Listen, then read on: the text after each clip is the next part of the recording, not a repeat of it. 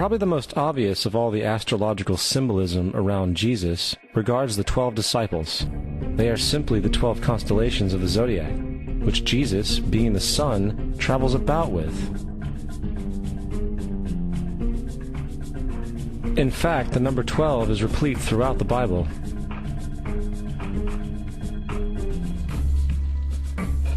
Coming back to the cross of the Zodiac, the figurative life of the sun, this was not just an artistic expression or tool to track the sun's movement. It was also a pagan spiritual symbol, the shorthand of which looked like this. This is not a symbol of Christianity. It is a pagan adaptation of the cross of the Zodiac.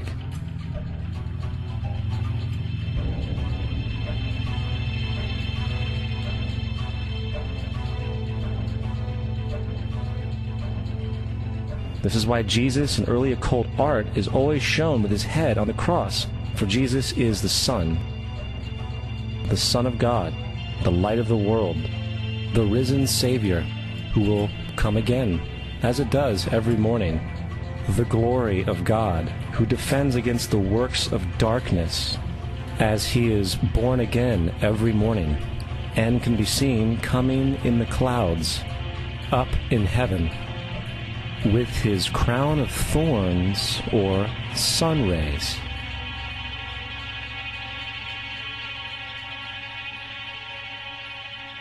Now, of the many astronomical metaphors in the Bible, one of the most important has to do with the ages.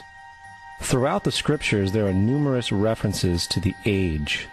In order to understand this, we need to be familiar with a phenomenon known as the precession of the equinoxes.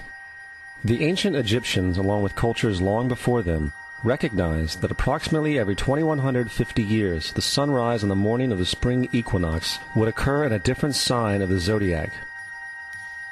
This has to do with a slow, angular wobble that the Earth maintains as it rotates on its axis. It is called a precession because the constellations go backwards rather than through the normal yearly cycle.